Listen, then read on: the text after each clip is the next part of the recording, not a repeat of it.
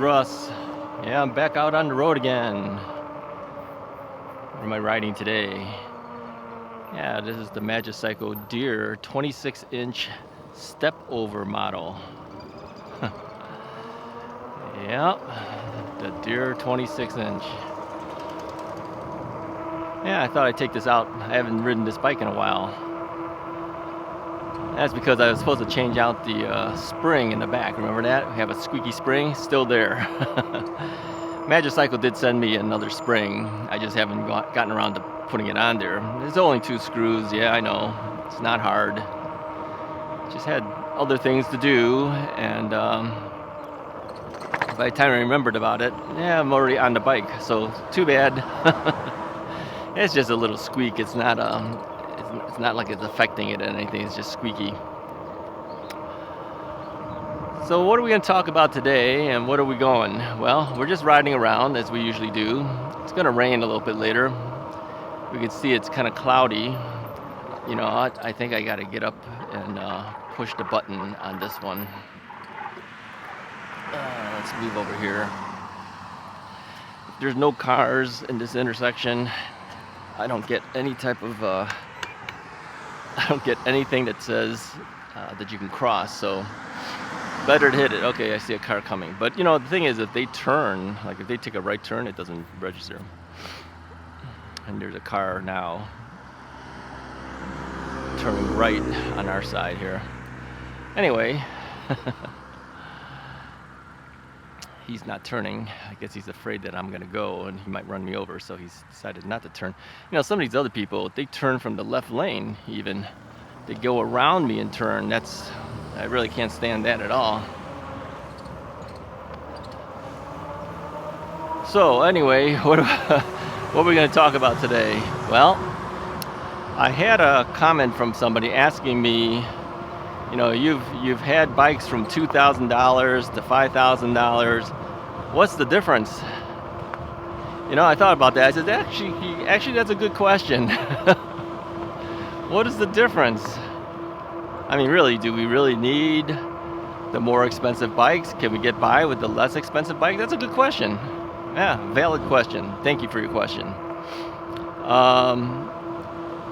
I guess just like anything else, you know, what's the difference between an inexpensive car and a real expensive car? I mean, they both get you from point A to point B. One gets you there more in style than the other one does, you know, but really, what is the difference?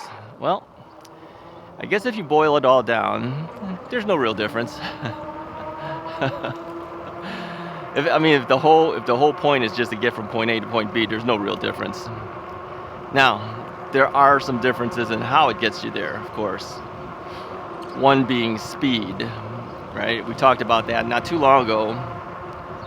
Bikes that'll do 40 plus miles an hour, bikes that'll do 28 miles an hour, bikes that'll do 20 miles an hour, right? So if you're interested in speed, then yeah, there's a difference between various models. But it doesn't mean it has to be $2,000 or $5,000. Some of these bikes now, you know, we were talking about the wired bike that eventually was showing up here. That's a $2,000 bike plus shipping. Okay, they do charge shipping. Some of the companies don't charge shipping. It's kind of included in that price. So theirs is $2,000 plus shipping. So you don't have to spend $5,000 to get a very fast bike. There are bikes that go really fast for, you know, the standard $2,000 range. I mean, let's talk $2,000 to $5,000. I mean, obviously there are less expensive, but let's keep it between $2,000 and $5,000, since that was kind of like the question anyway. So the price point is not the determination of the speed anymore. So what do you get with the extra money that you spend? Let's just turn here. I was going to go on the street, but hey, let's just go around in circles here. So what is the difference? Well, if it's not the speed anymore, maybe used to be, but not anymore, what else would be the difference? Well, I think it's things like the suspension, right? Hey, well, that $2,000 bike has suspension too, full suspension, front and back. So, but at one point, you couldn't get things like suspension, full suspension bikes for $2,000. You wouldn't get it. Wouldn't happen. The price would go up because of it. It used to be brakes. Everyone used to get mechanical disc brakes for $2,000 bikes. Now, hydraulic brakes are pretty much on most of the bikes except for the very inexpensive bikes. Yeah, I mean, we see hydraulic brakes on $1,100 bikes now, right? So it's no longer the brakes. Now there's quality of the brakes. There's quality of the suspension too, let's say that. I mean, there's spring suspensions, there's air suspensions, there's different type of suspension. Same thing with hydraulic brakes. There's higher quality hydraulic brakes, there's lower quality hydraulic brakes. There's 2-piston brakes, there's 4-piston brakes, right? So brakes used to be the factor, not really that much of it anymore. There's construction, right? Your better bikes tend to have better construction parts. I mean, if you look at some of the bikes, you know, the welding points are ground down so that you don't see the hard weld on there. It's kind of smoothed out. There's paint jobs, like for instance, the electric bike company bike that I have, a lot of that $5,000 price is the paint job because they charge you for painting the parts. Each part is charged. Like if you wanted the fork to be painted, there's a price to paint the fork. If you wanted the frame to be painted, that's a price to paint the frame. You know, you want the basket to be painted, there's a price to paint the basket. So so sometimes a custom paint job will cost you some money, right? I mean, do you really need it? Nah, not really. I've always said that if you bought that Model S and you didn't want all the fancy paint jobs and everything, just buy their stock paint job. Yeah, it's cheaper. It's like $2,000 something bike then. Then there's other things. There's like better electronics, right? Controllers that go higher amp rating or something, you know, maybe stronger controllers or, you know, parts like that. That could cost you some money. Yeah, I hear my rear rack also bouncing. I'm going to have to tighten that up too. I don't know what's going on with this bike. I have to tighten things up. I haven't tightened things up. What's the deal? I guess before we take this out one more time next time, I'm going to have to fix all that stuff. So, better display screens, for instance, that might cost you some money. You know, but do you really need all that stuff? Well, not really. You know, some bikes have certain features. It probably costs them a little bit more to add some features, and so that's going to cost you. Some have suspension seat posts, some don't, right? Some have better saddles, some don't. Some have fenders, some don't. Some include rear racks and maybe even front baskets, some don't. So stuff like that starts adding up the cost of the bike, but really, is it really necessary stuff? No, not really. I mean, if you're not going to carry anything, what do you need a rack for? What do you need a basket for? If you don't go through anything that has water, what do you even need fenders for? I mean, think about it. You could strip down a bike to its bare components and it'll still be pretty decent, right? So really, I think a lot of that, the answer to that question is, yeah, luxury items, yeah, extra things to make the ride more fun, more comfortable, you know, looks better. Maybe it's not a 20-inch bike, maybe it's a 26-inch bike. You know, that stuff's going to cost the manufacturer more, so they're going to charge you more for it, right? I mean, can you ride a 20-inch wheel bike? Sure, I do it all the time. But I also like my 26-inch wheel bikes too, and some of the new commuter bikes we have are 27.5-inch, 29 inches now. The new rad bike that we have is 29 inches. So, yeah, fat tires. Some have fat tires, some have thinner tires. Some are designed for off-road, some are designed more for on the street like this, right? I mean, do you really need a fat tire bike to ride what I'm doing here? No, not really. I like it, but do you really need to have that? No. Cruise control. This one has cruise control. Do you need it? No. Do I like it? Yeah. I mean, if you're not pedaling, if you're a throttler, not having to hold the throttle and still be able to go, that's kind of nice to have, right? So yeah, it's features really. You're spending the extra money for better features that you might want. Not necessarily need, but want, right? Handlebar grips, these kind of spin a little bit. Locking handlebar grips might be better, right?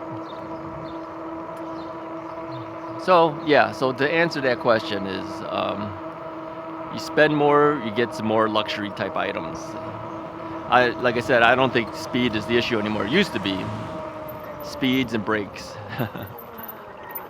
Used to be the issue. Not anymore so much. So let's talk about speed again. Let me talk about that. It's kind of interesting that when that video came out about the 40 miles per hour plus speed issue, we all kind of knew, we were all talking about the wired bike, right? Yeah, it's interesting how a couple of the comments that came in on there, they were mentioning the other brand. What is the name of the other brand? Can't remember. Is it E-Cells? Is that the brand? I don't know the name of the brand. Something like that. They're saying, there's been a big controversy of, did they copy that bike? Did they, whatever.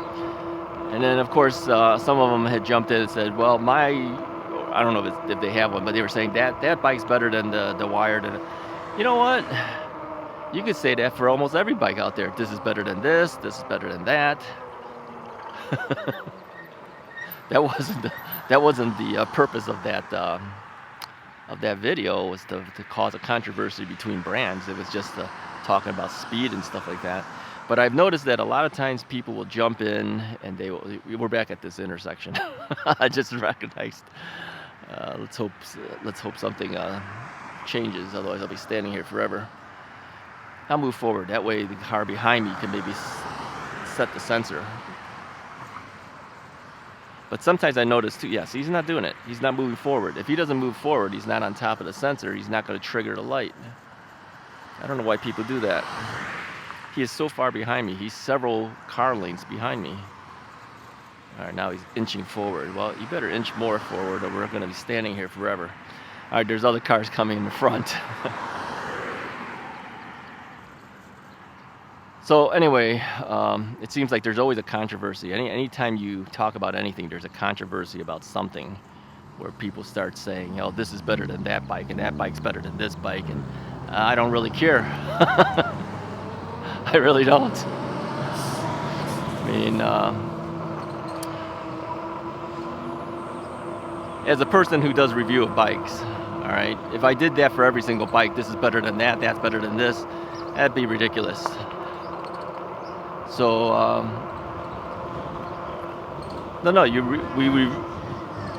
we review bikes as they are. I don't know what this guy was yelling. He was yelling something. I don't know what he was yelling about. We review bikes as we need to review bikes, brand to brand.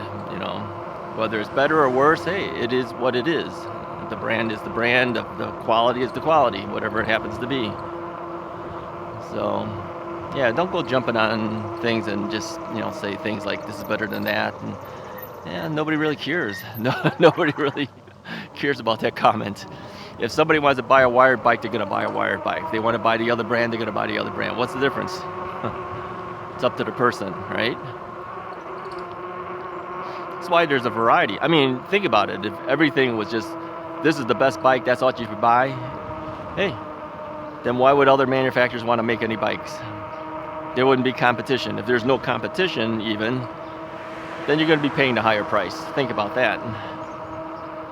So competition is good. I mean, a lot of times it drives pricing down. It's better for the consumer. I don't know if it's really better for the manufacturer, but for the consumer, it's better, right? And then I get comments. Let's talk about comments. Yeah, Russ is this and Russ is that. Yeah, we see that all the time too. You guys, sometimes you probably don't see it because I've already removed those comments. Let me see. What's some of the good comments recently? Let's see. Russ is a square. Yeah, that was a good one. Wired must be desperate to give a bike to like Russ. Russ is such a square. A square? Who uses those terms anymore? Maybe we were talking about, terms like cool, neat, square. I haven't heard the term square since the 60s, man. I haven't heard that term since the 60s. Who uses that term still? So I kind of figured that had to come from someone who's probably 70 years old or more. But based on the other things he was saying, it didn't sound like it. It sounded like it was a younger person. But who uses the term square? Russ is a square. I don't know. There were some other ones too that were it was kind of like similar to those type of comments. So I thought it was funny. Yeah, that guy's not around anymore. Yeah, he can comment all he wants. Nobody gets to see it. So anyway. Let's get back to the bikes. It's more fun than listening. I don't know, maybe sometimes you guys like hearing some of the weird comments. Yeah, we get a lot of weird comments every now and then. Oh, okay, let me go back comments for one more time. I had begun to notice a trend that when bad comments come in, and it's usually not comments about the bike now, it's about me or something. I've realized that those comments aren't really directed to me. It's not directed, but it's because of them. It's usually jealousy issues. Because if you read the comment, it's usually like, oh, he gets these bikes for free and this and that. And so I'm looking at this comment, I'm going, you're not commenting about me, you're commenting about yourself. You're basically saying, you're jealous that you're not getting it. So really, I think a lot of those type of comments really doesn't aim towards me. It's really a reflection of themselves, really. It's people who have issues, right? Yeah, we'll see some comments come in from this video if they watch it. Hey, let me tell you this, if you put those type of comments, you're banned, you're out of there. So you're wasting your time. So okay, now let's go back to the bikes. The bikes, yeah. So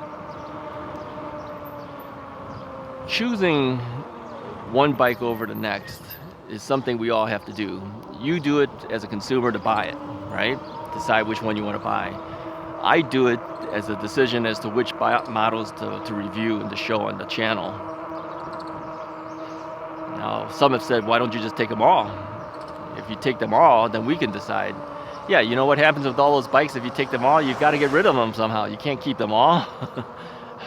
I don't want to be in the business of selling off bikes all day long. I mean, I do have to sell some of the bikes that I have, but I mean, to me, it's not fun to do it. It takes time, right? You got to advertise it somehow, whether it's mentioned on the channel or, put on a website or whatever. Then you got to meet the guy. You always take that gamble of who are you meeting, where are you going to meet? I always meet in front of a police department. Yeah, that's the safest place. Check your own cities and municipalities to see if they have some place that's safe for you to go to check to sell your products that you're trying to get rid of. Don't have people come to your house. That's the worst thing you could do. Go to someplace neutral that's monitored. I figured in front of the police department is pretty good. I've actually had the police department, the officers, when they see me out there, they'll just park their car right in the parking lot, and they'll sit in the car sometimes. Yeah. So I think they kind of know me. There's that big Chinese guy. He's selling a bike again. I think a lot of the cops know me here anyways. They see me on the streets all the time, and on top of that, I usually wave to them, so yeah, I think they kind of recognize me after a while. If they don't, they're not a good police officer. recognize all the suspects. Power of observation. So yeah, I have to pick out the bikes just like you have to pick out the bikes. So what I do is I look for bikes that are unique or offer some value. You know, some of them are the same. I mean, some of them kind of look similar. They kind of do the same thing. So I've had comments where people say, that's the same as this bike, or that's the same as that bike. Well, yeah, they're all the same as some other bike if you think about it. They both have two wheels. They both move. They both do 28 miles an hour, et cetera, et cetera. So yeah, I mean, really, how different can you make a bike, really? Looks a little different, color's a little different, some has suspension, some don't. Some have baskets, some don't. So yeah, they all kind of look the same after a while. But what I've noticed with the various bikes is some feel better when you're riding it. Some make you feel better. But some bikes actually feel better. It's a smoother ride. You can definitely tell. Smoother ride. Maybe you sit more upright. Maybe the handlebars are taller up. Maybe they're closer to you. Maybe one makes you lean forward more. Maybe you like that. Maybe you don't. So yeah, it's all a matter of personal style, personal favorites, things that you like, things you don't like. Maybe you like their headlight. Maybe you don't. So that's basically all I really want to say on this video is that, you know, when you spend more, you get more, but sometimes you don't get more. Sometimes you get a lot of value on some bikes and some bikes you don't. Now, the wired bike is kind of interesting. Like I said, it goes fast. It's got suspension. It's got 2 batteries and stuff. Let me talk about that 2 battery thing. Now people are telling me, well, Russ, you're going to have a lot of range with that bike. Not necessarily. I'm going to say that right now, even before we even get the bike. It's a 60 volt system. The motor is very powerful. The motor is very powerful, and so the more wattage that is, you're going to use up more battery. If you speed with that thing, you're going to use up more battery. So that doesn't necessarily mean that you're going to get more range. Now, if you ride that bike at 10 to 15 miles an hour, yeah, you'll probably get more range. But I bet you a lot of people who buy that bike don't necessarily buy that bike for that reason. They may buy that bike because they heard it does 40 miles an hour. So they're going to do that every now and then, speed it up a little bit, you know. That's going to eat up your range. So will I be able to do my 60-mile ride to the Botanic Garden? Maybe not. Maybe not. Because they have a 20 amp hour battery in the front, 15 amp hour battery in the back. They're 60 volt batteries. That gives me 35 amp hours. Okay.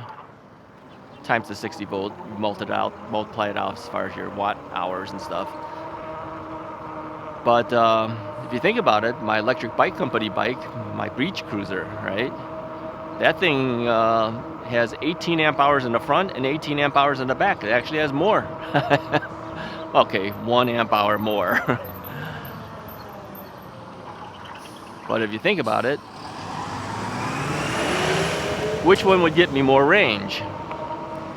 I'm gonna have the gut feeling say the electric bike company, because it doesn't do lots of wattage. It doesn't use a lot of watts. It doesn't use a lot of power.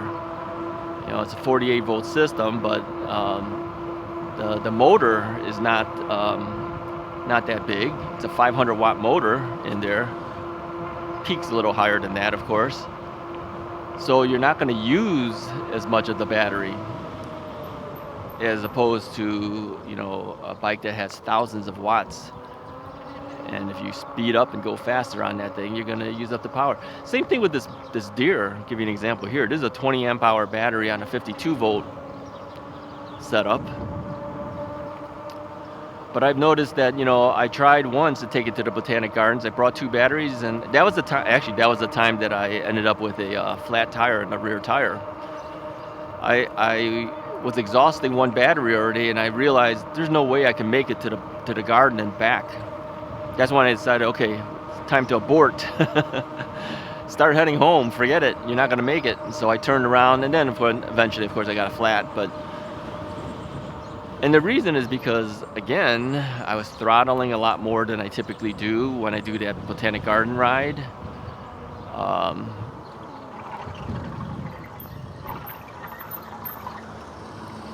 was throttling a lot more. I was, let's take a left here. I don't know where I am. I'm just kind of riding. I was eating up the battery. Yeah. So even though I had two 20 amp hour batteries with me, it wasn't going to make it. I knew it wasn't going to make it.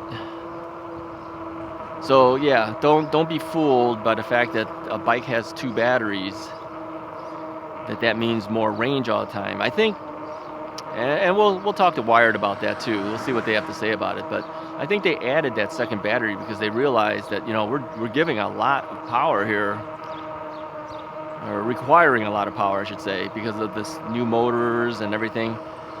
If we only stuck with the 20 amp hour battery, these guys are going to run out of range. That's what's going to happen, really. That's my gut feeling. We'll find out if I'm right or not. But Russ is always right. I told you guys that. Russ, how do you know so much about this electronical stuff? Electronical. Electronics. Electronical. No, I have a bachelor's in electronics engineering. Didn't I tell you guys that? I told you that. Maybe you didn't listen. Yeah. I thought you were a law enforcement. Yeah, I got a couple degrees in that too. All right, let's take a left. Yep. Technically, I got 3 degrees, right? All right, anyways, that's enough for today. I think that's enough discussion. Talked about a little bit of everything today. Hey, if you like this video, go ahead and hit the like button. Hit the subscribe button if you haven't already done so. From the count today that I looked at, and probably by the time you see this video, we would have passed the 19,000 subscriber mark. So thank you so much for that.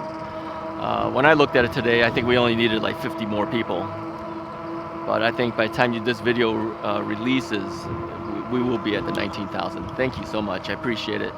I mentioned too that the reason for all this whole subscriber thing, and somebody said thanks for an explanation, it just helps the channel, because what happens is people who advertise and the like would say, hey, yeah, this channel has so many subscribers. Maybe we should have this guy review a bike, or maybe we should offer him something to review.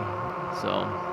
I do get a lot of offers for bikes, but I also get a lot more offers for things that have nothing to do with bikes. Lately, there's been a lot of things about automotive things. Yeah, kind of cool, but this channel's not about automotive things, so it doesn't make sense.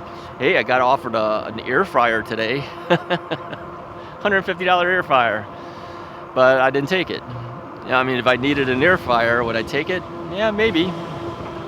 But it wouldn't make any sense. I could do it on an Anything Goes Monday video, but we don't need another air fryer. I mean, how many things do you really need? And the more stuff you bring in, is the more stuff you got to get rid of. All right, good enough for today. I'll talk to you guys next time.